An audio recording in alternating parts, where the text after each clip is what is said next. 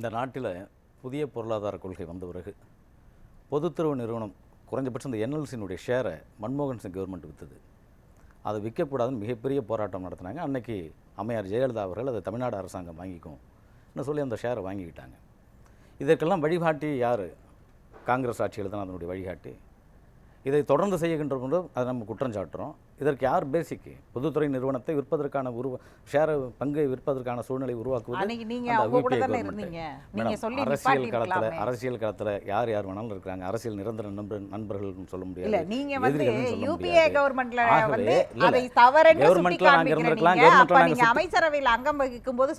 கவர்மெண்ட்ல ஒரு சிலதை வெளிப்படையாக சுட்டி காட்ட முடியாது. மறைமுகமாக மேலிடத்துக்கு ஒரு சில அழுத்தங்களை கொடுத்தோம். நாங்கள் அந்த கொடுத்ததனுடைய விரக்தியினுடைய வெளிப்பாடு தான் நம்ம வெளியில் வந்தது.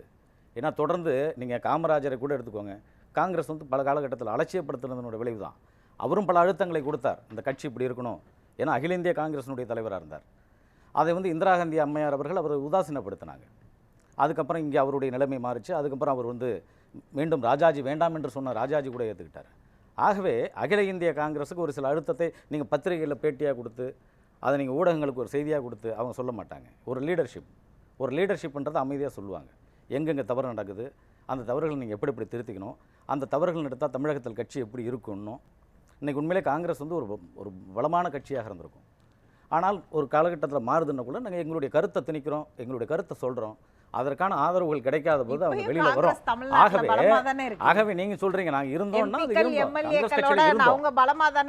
இல்ல மேடம், நீங்க கேட்டீங்க இல்லையா கேள்வி, நீங்க யூபிஏ கவர்மெண்ட்ல தான் இருந்தீங்கன்னு சொல்லி எங்க தலைவர் இருந்தார். நான் இல்லன்னு சரி, நம்ம இங்க வந்துருவோம். அதாவது பொதுத்துறை நிறுவனங்களை அன்னைக்கு அவங்க ஷேரை வித்தாங்க. அது ஒரே ஒரு விஷயம். இன்னைக்கு எல்லா பொதுத்துறை நிறுவனங்களையும் விற்கிறதுங்கிறது அதுவும் தவறுன்னு தானே அன்னைக்கு நம்ம எல்லாம் உட்கார்ந்து பேசிட்டு இருந்தோம். அதாவது பொதுத்துறை நிறுவனங்கள் நலிவடைந்த பொதுத்துறை நிறுவனங்கள் அதை மட்டும் தான் உங்களுக்கு இது பண்ணிகிட்டு இருக்காங்க.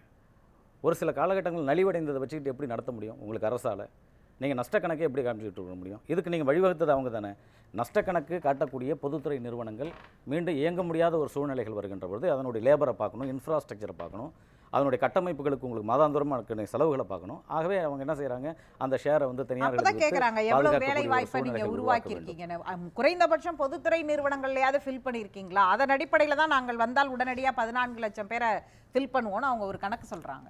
பல பொதுத்துறை நிறுவனங்களில் மேடம் வேலை வழக்கம் அபாயம் கூட ஏற்பட்டிருக்கு. இன்றைக்கி வடலூரில் சேஷாயின்னு ஒரு தனியார் நிறுவனம் இருந்தது. அது பொதுத்துறை நிறுவனத்திற்கு ஈக்குவலாக இருந்தது. கிட்டத்தட்ட அந்த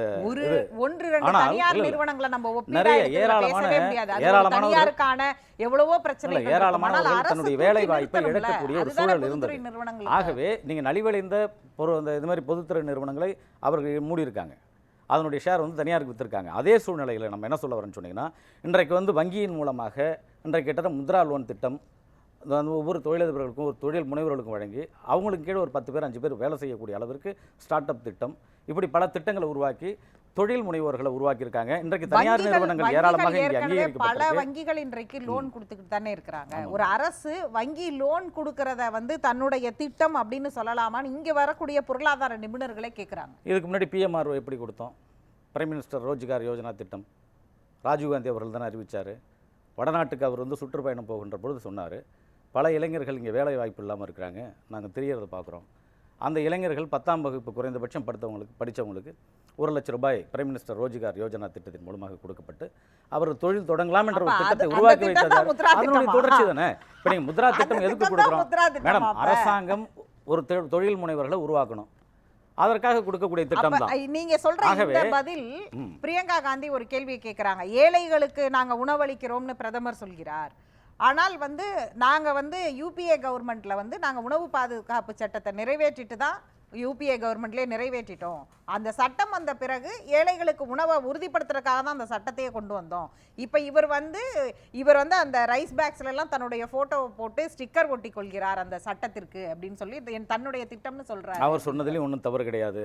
ஏன்னா அந்த உணவு உறுதி பாதுகாப்பளிப்பு சட்டத்தை ரொம்ப கடுமையான ஒரு சூழ்நிலையில் தான் யூபிஏ கவர்மெண்ட் நிறைவேற்றுச்சு. அதை நம்ம வரவேற்கிறோம். அதனுடைய அடிப்படையில் இன்றைக்கி கிட்டத்தட்ட 80 கோடி மக்களுக்கு ரேஷன் கடையில் இலவச உணவை மோடி அவர்கள் வழங்குகிறார்கள். மக்களுக்கு யார் நல்லது செஞ்சாலும் அதை ஏற்றுக்கணும், அது எங்களுடைய கொள்கை. நீங்கள் அந்த இடத்துல பாஜகவா காங்கிரஸாக நம்ம பிரித்து பார்க்க வேண்டாம். நீங்கள் மக்களுக்கு நன்மை கிடைக்குது, மக்களுக்கான அந்த ஒரு இது எப்படி இலவச சார்? என்ன மேடம் இதை எப்படி சார் இல்ல ஒத்துக்குவாங்க இது மக்கள்? இந்த திட்டம் வந்து நீங்க வந்து யூபிஏ கவர்மெண்ட் நிறைவேற்றிருக்காங்க. அவங்க வந்து உணவு உறுதி பாதுகாப்பு சட்டத்தை கொண்டு வந்தாங்க.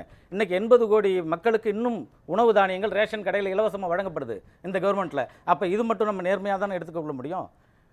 அந்த சட்டத்தினால நாங்க வந்து வழி செஞ்சு வச்சுட்டு போனோம். ஆமா மேடம். அதை வந்து இம்ப்ளிமெண்ட் பண்றதுக்கு அவர் ஸ்டிக்கர் ஒட்டிக்கிறாருன்ற ஆமா இப்ப நீங்க தான் பொதுத்துறை நிறுவனத்தை விற்கிறதுக்கான வழிகளை உருவாக்குனீங்க.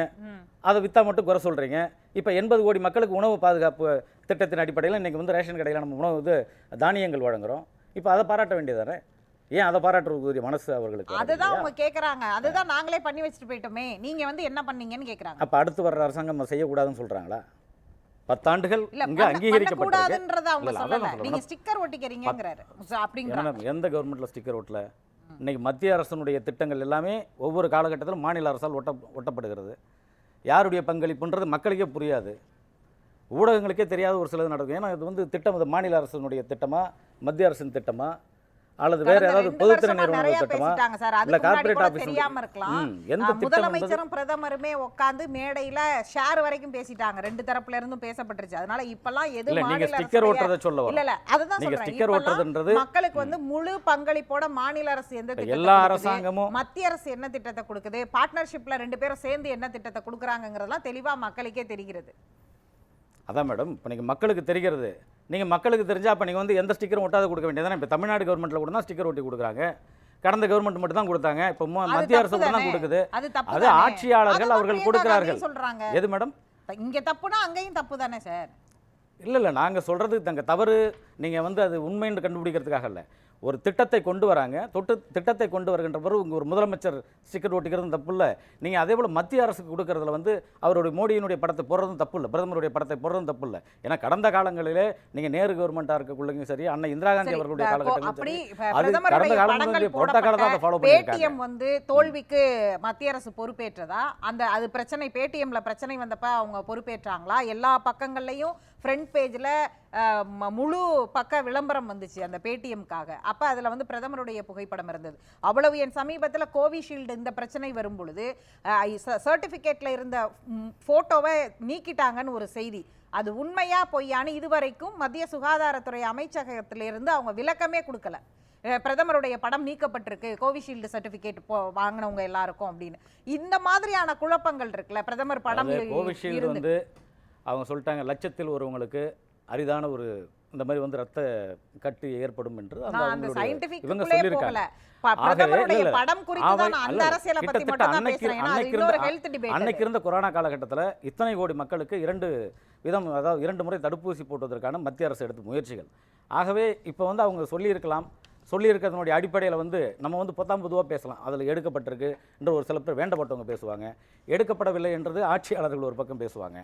ஆகவே குழப்பத்திற்கு பதில் சொல்ல வேண்டிய இடத்துல யார் இருக்கா? அரசு தான் இருக்கிறாங்க இல்லையா? அரசு அதற்கான விளக்கத்தை கொடுத்து அது இப்போதானே மேடம் வந்திருக்கு. இப்போ நீங்கள் சொல்ல முடியாதுல்ல. இப்போ காமத்து பிரதமர் தானே, நீங்க அடுத்த பிரதமர் வந்தா கண்டிப்பா சொல்லிடுவாரு. இது வந்து உயிர் சம்பந்தப்பட்ட பிரச்சனை மேடம். இப்ப எதுவும் தேர்தல் ஆணையத்தினுடைய கட்டுப்பாட்டில் இருக்கிறது. தேர்தல் ஆணையத்தின் கட்டுப்பாட்டில் இருக்கக்குள்ள நாங்க எதுவும் சொல்ல முடியாது. அசம்பாவிதங்கள் அல்லது மிகப்பெரிய அளவுல சர்ச்சைகள் எழும்போது மக்களுக்கு வந்து ஒரு பாதுகாப்பு, இது அசம்பாவிதம் இல்லை என்று அதாவது வந்து அந்த வேர்ல்டு ஹெல்த் ஆர்கனைசேஷன்ல சொல்லிட்டாங்க.